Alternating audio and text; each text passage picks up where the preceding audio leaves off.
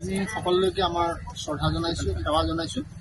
বিশেষভাৱে জয়সাগৰ সাংস্কৃতিক কেন্দ্ৰৰ উদ্যোগত আৰু সমগ্ৰ জয়সাগৰবাসীৰ আন্তৰিক সহযোগত ইতিমধ্যে আমি বহু 2001 চনৰ পৰাই ইয়াতে এই পৰাগঘৰ চলিহা এই খেলপথাৰত ৰাস উদযাপন কৰি অহা হৈছে। এইবাৰ 24তম সংখ্যক ৰাস উদযাপন আৰু ইতিমধ্যে আমাৰ প্ৰস্তুতি প্ৰায় সম্পূৰ্ণ হৈছে আৰু চৰকাৰী অনুদানটো ইতিমধ্যে 25,000 টকা কালি আমাৰ লাভ কৰা হৈছে চেকখন। গতিকে বৰ্তমানলৈকে প্ৰস্তুতি আমি প্ৰায় সম্পূৰ্ণ আৰু আমি আশা কৰিছোঁ আমাৰ কালিলৈ কালিলৈ আৰু পৰহিলৈ দুদিনীয়াকৈ যি ৰাস উদযাপন হ'ব সমগ্ৰ জয়সাগৰবাসী তথা শিৱসাগৰবাসী ৰাইজৰ আমি নিশ্চয় উপস্থিতি বা সহায় সহযোগ নিশ্চয় পাম। আৰু বিশেষভাৱে এইবাৰ আমাৰ যি দুদিনীয়া ৰাস মহোৎসৱ, এই মহোৎসৱত আমাৰ কেৱল বিভিন্ন জাতি সম্প্ৰদায়, এইটো এটা আমাৰ কাৰণে বৰ গুৰুত্বপূৰ্ণ কথা। ইয়াতে বিভিন্ন সম্প্ৰদায়ৰ লোকসকলে ইয়াতে নৃত্যাংশ হওক বা নাট্যাংশ হওক দুয়োটাতে বিশেষভাৱে সহায় সহযোগ কৰিছে। আৰু লগতে আমাৰ কালিলৈ যি অনুষ্ঠিত কাৰ্যসূচী হ'ব তাতে আমাৰ আইসকলৰ দিহানাম কাৰ্যসূচী এভাগ হ'ব, দিনত নাম প্ৰসংগ থাকিবই, তাৰোপৰি পতাকা উত্তোলন আৰু সমন্বয়ত আমাৰ প্ৰায় 32খন গাঁও ইয়াতে থাকিব আৰু 32খন গাঁৱৰ ৰাইজে প্ৰতিনিধি আহি প্ৰতিখন গাঁৱৰ প্ৰতিনিধি আহি ইয়াতে 32খন পতাকা ৰাতিপুৱা উত্তোলন কৰাৰ এটা পদক্ষেপ লোৱা হৈছে আৰু তাৰপিছতে নাম প্ৰসংগ হ'ব। সকলো ৰাইজৰ উপস্থিতিত কালিলৈ শাৰীৰ নাম ইতিমধ্যে ভগৱন্তৰ নাম ৰচন কৰা হ'ব আৰু দিনটো আমাৰ কাৰ্যসূচী দিহানাম থাকিব।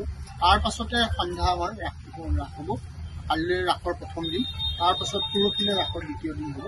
গতিকে আমি আশা কৰিম আমাৰ এই অনুষ্ঠানত সমগ্ৰ জয়সাগৰবাসী তথা শিৱসাগৰবাসী ৰাইজৰ তথা অসমবাসী ৰাইজৰ আমি নিশ্চয় আন্তৰিক সহযোগিতা লাভ কৰিম। ধন্যবাদ। কৃষ্ণ।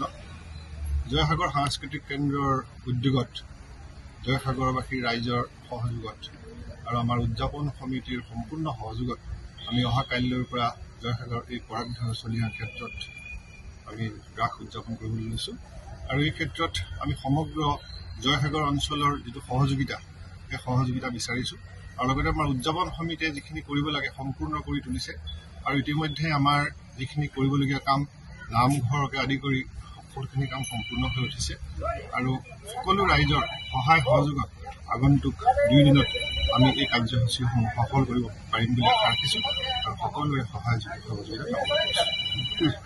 আমি সকলোকে আমাৰ শ্ৰদ্ধা জনাইছোঁ, সেৱা জনাইছোঁ।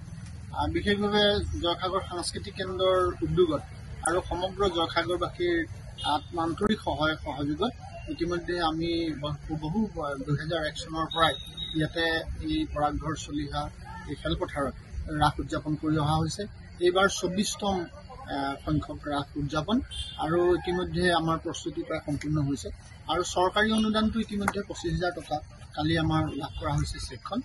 গতিকে বৰ্তমানলৈকে প্ৰস্তুতি আমি প্ৰায় সম্পূৰ্ণ আৰু আমি আশা কৰিছোঁ আমাৰ কালিলৈ আৰু পৰহিলৈ দুদিনীয়াকৈ যি ৰাস উদযাপন হ'ব সমগ্ৰ জয়সাগৰবাসী তথা শিৱসাগৰবাসী ৰাইজৰ আমি নিশ্চয় উপস্থিতি বা সহায় সহযোগ নিশ্চয় পাম।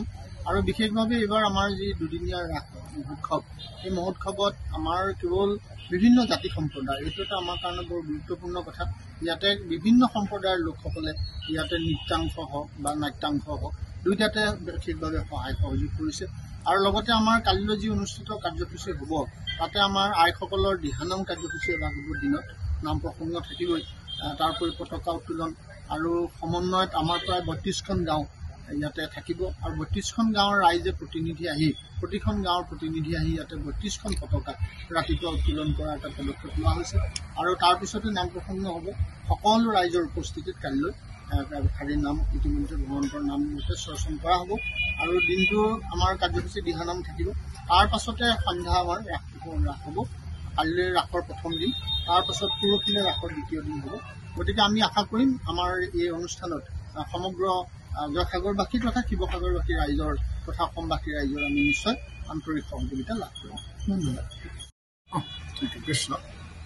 জয়সাগৰ সাংস্কৃতিক কেন্দ্ৰৰ উদ্যোগত জয়সাগৰবাসী ৰাইজৰ সহযোগত আৰু আমাৰ উদযাপন সমিতিৰ সম্পূৰ্ণ সহযোগত আমি অহা কাইলৈৰ পৰা জয়সাগৰ এই পৰাগঘৰ চলিহা ক্ষেত্ৰত আমি ৰাস উদযাপন কৰিবলৈ লৈছোঁ আৰু এই ক্ষেত্ৰত আমি সমগ্ৰ জয়সাগৰ অঞ্চলৰ যিটো সহযোগিতা, সেই সহযোগিতা বিচাৰিছোঁ আৰু লগতে আমাৰ উদযাপন সমিতিয়ে যিখিনি কৰিব লাগে সম্পূৰ্ণ কৰি তুলিছে আৰু ইতিমধ্যে আমাৰ যিখিনি কৰিবলগীয়া কাম নামঘৰকে আদি কৰি বহুতখিনি কাম সম্পূৰ্ণ হৈ উঠিছে আৰু সকলো ৰাইজৰ সহায় সহযোগত আগন্তুক 2 দিনত আমি এই কাৰ্যসূচীসমূহ সফল কৰিব পাৰিম বুলি আশা ৰাখিছোঁ আৰু সকলোৰে সহায় সহযোগিতা কামনা কৰিছোঁ।